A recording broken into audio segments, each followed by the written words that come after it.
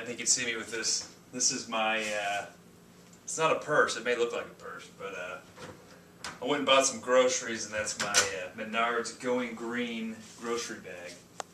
And why, you might ask why I would do that? I mean, it kicks ass, that's why I did it. Anyways, I want to talk a little bit about chest, training chest, everybody's favorite, right? So, anyways,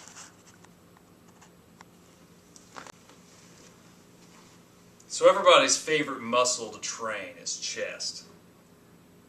I remember the first time I started going to the gym, and pretty much anybody that goes to the gym is going to hear, how much do you bench? You're probably going to hear that at least 3,000 times over the course of training.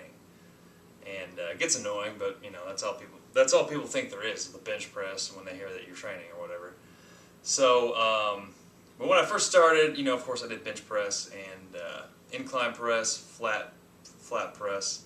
Did that quite a bit. I used to train chest twice a week, and probably for the first 4 years I did that.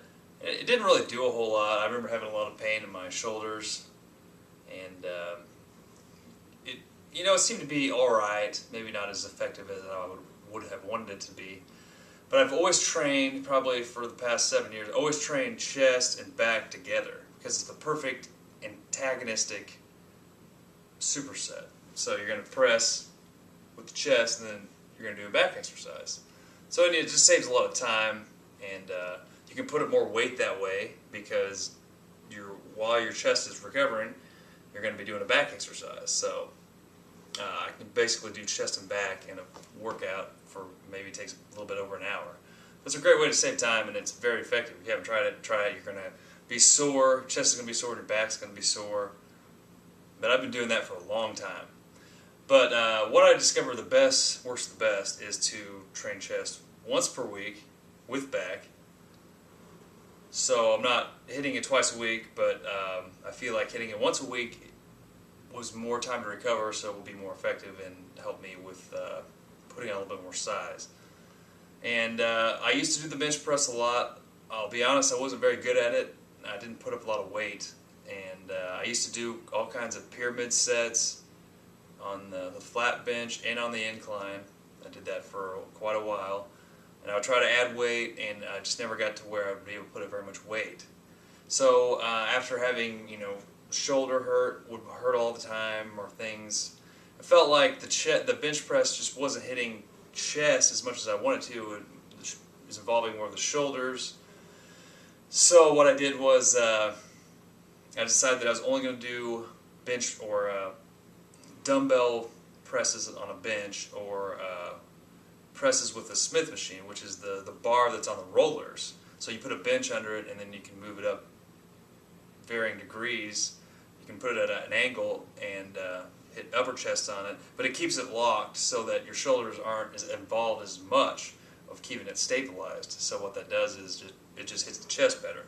It's great for incline for the upper chest, because it puts it in a groove, and you're going to hit it, and you're definitely going to feel it with that.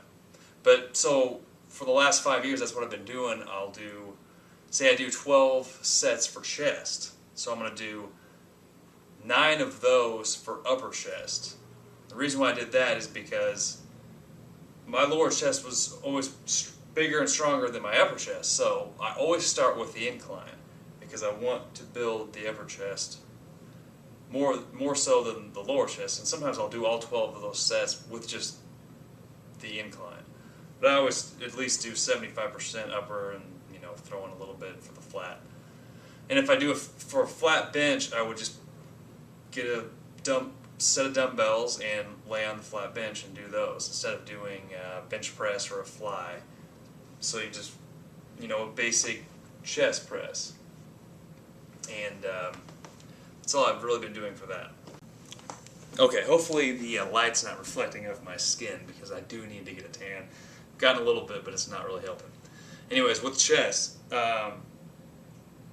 one of the things is, a lot of people ask, how do you hit the inner chest, the inner portion? I don't know why, but some people say, they want to know, how can you target the inner portion of the chest? Really, you can grab the cables. If you have it's called cable crossovers. If you have a machine that has the 2 stacks of weight, and you can grab the cables and bring them down and kind of bring them up in that kind of a motion, that will hit it. But I really don't like to do the cable exercises. I mainly stick, like I said before, with the dumbbell press on an incline bench or a flat bench, and then the Smith machine press on an incline or flat. Just because I like the way it locks it in, and it keeps the tension off the elbows and the shoulders. It doesn't allow them to move around to where you might tweak a tendon or something or pull something. But that's but pretty much with the inner portion of the chest, the constant tension is going to hit that. So if you're doing a chest press and you're bringing it up 2/3 of the way and you're bringing it down and you're keeping a steady motion, it's going to hit the inner portion of the chest. So it's kind of like when you do a dumbbell fly and you lay back on the bench and you bring it up, you really feel that the tension, in this portion of the chest. But what I want to throw in is, totally forgot what I was going to say. All right, now I remember. As with any muscle, the key word is saturation. And so if you're targeting the inner portion of the chest, when you adequately, what I've discovered is 15 reps is the magic number. So if I'm doing a chest press and I'm keeping it going and keeping the tension constant, so I'm not going to the top and locking out or bringing it down and sitting there for a long time. I'm keeping it going and keeping the tension in. The whole muscle gets worked so that every part of it is going to become involved in that exercise. So then that brings out to where you don't necessarily have to target certain areas. You don't have to do the cables to hit the inner chest, because the whole muscle is going to become involved and it's going to be saturated. All the fibers are going to have to become a part of that exercise. So that's why you can kind of stick to basic exercises.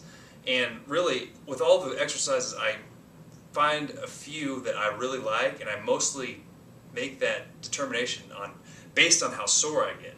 As with the bench dip for triceps, I got so sore that I knew that it was the exercise that works the best.